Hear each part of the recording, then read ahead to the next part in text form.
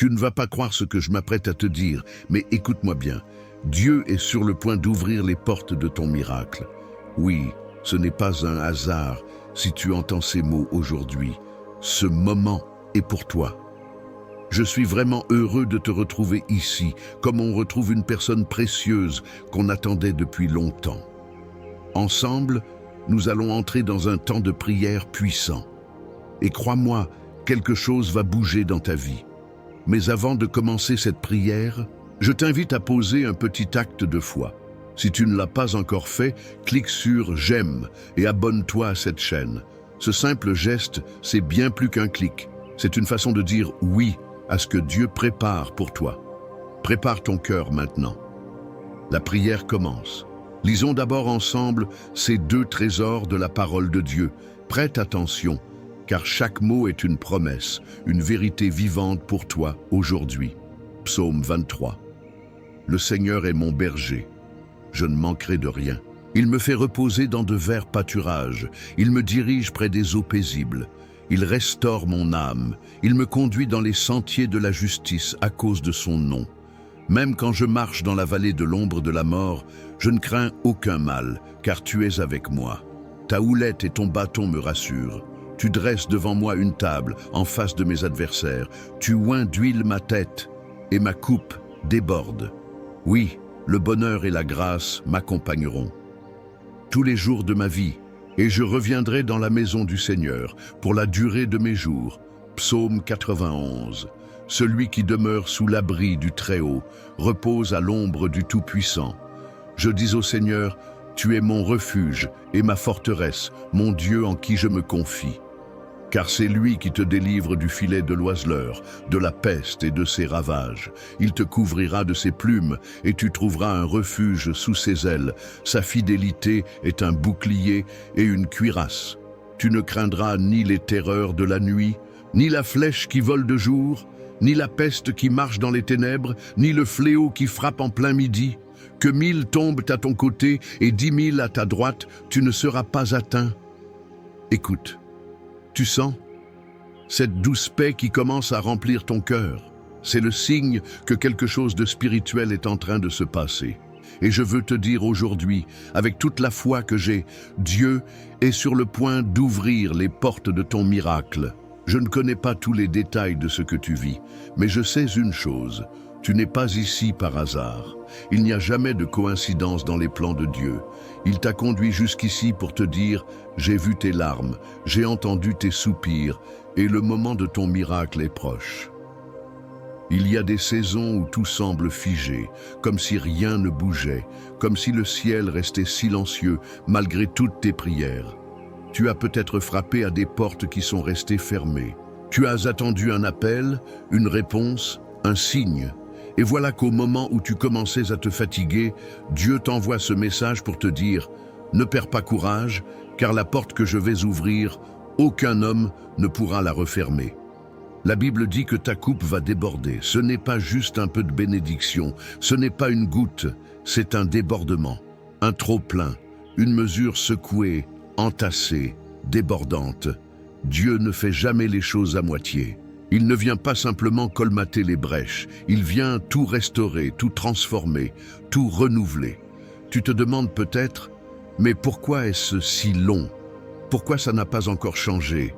Et Dieu te répond aujourd'hui, parce que ce que je prépare pour toi est plus grand que ce que tu attendais.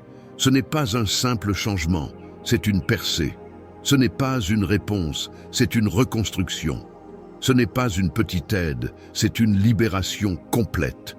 Le psaume 91 nous rappelle que pendant que le monde tremble, celui qui se cache sous l'ombre du Tout-Puissant est en sécurité.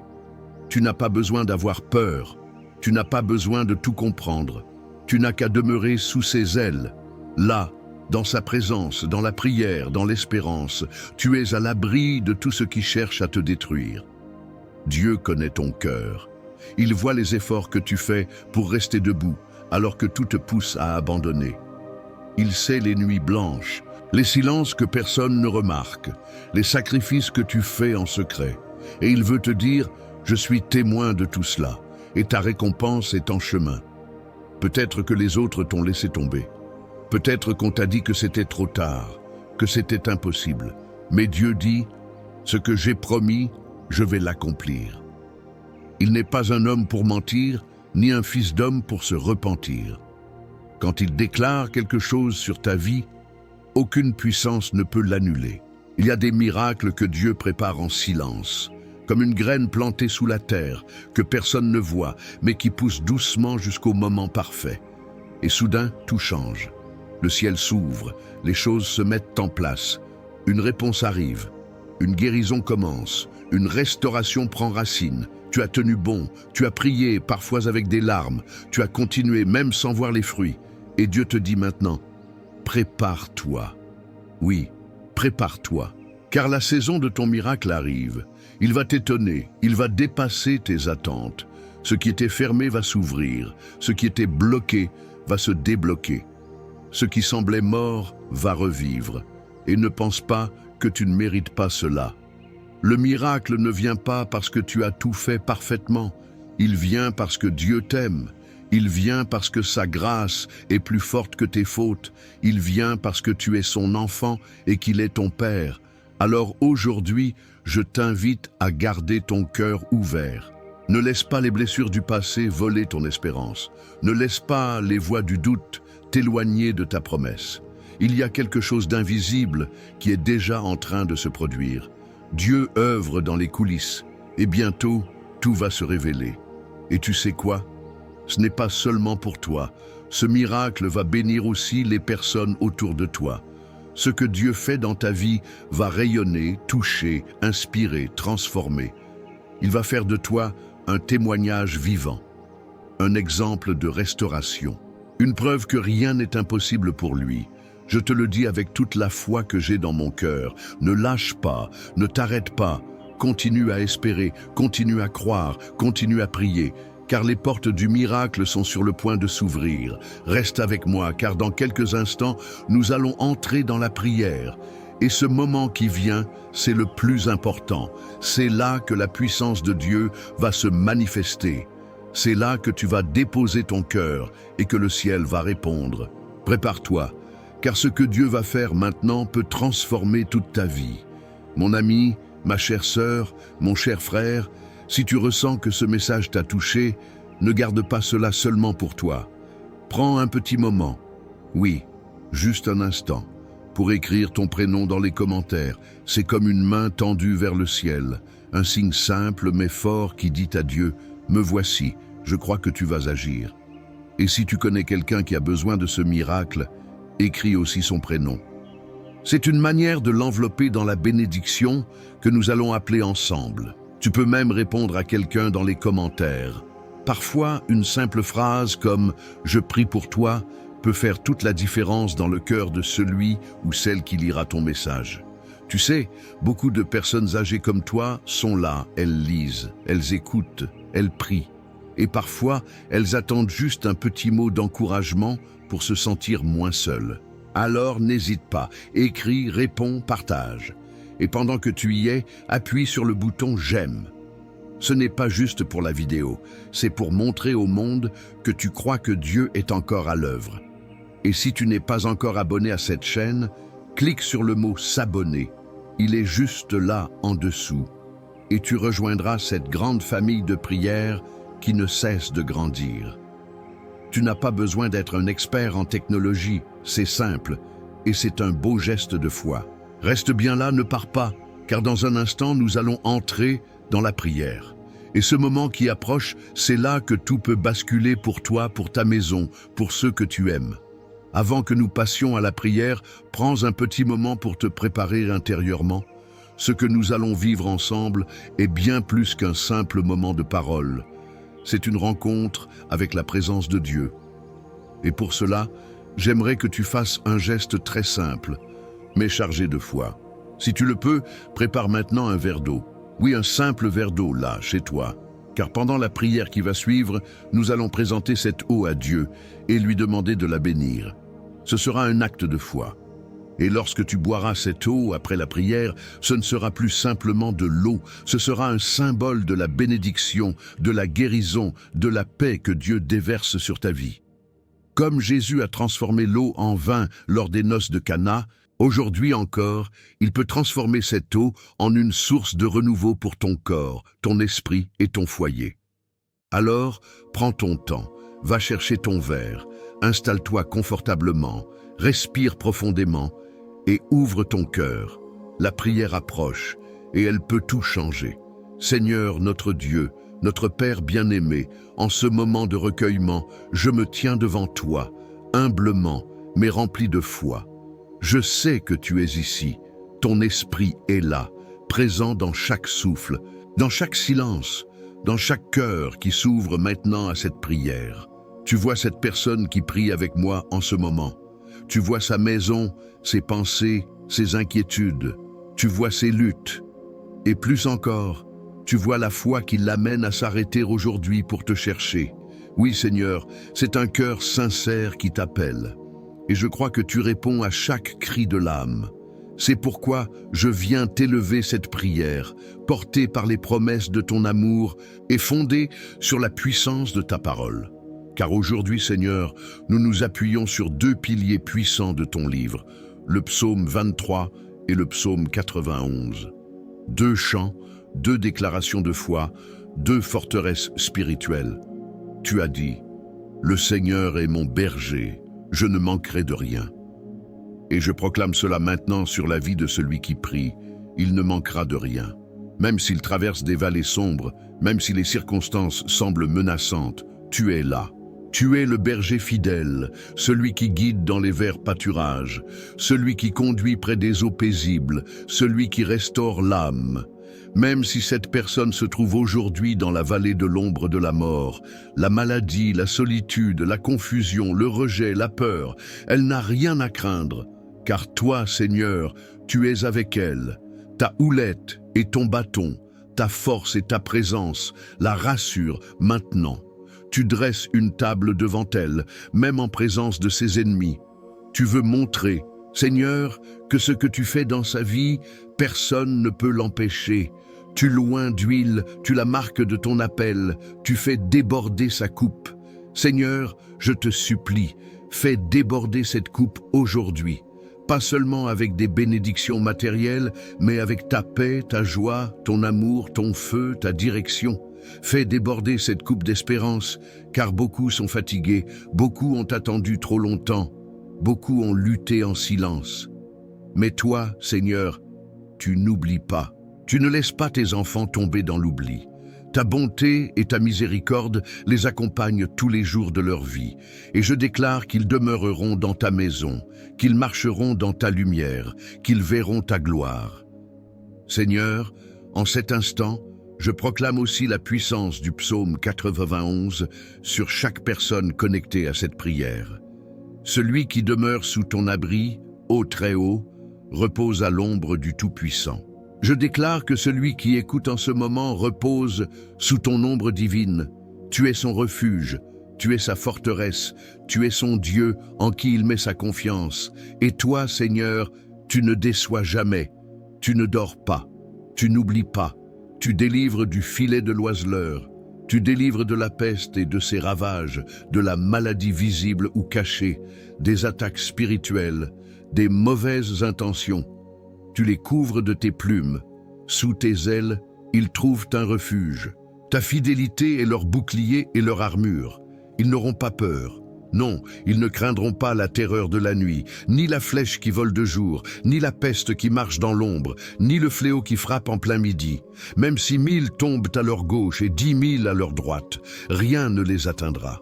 Tu as dit, Seigneur, que tes anges les porteraient dans leurs mains, pour qu'ils ne heurtent même pas leurs pieds contre une pierre. Ils marcheront sur le lion et sur le cobra, ils écraseront le serpent et le scorpion.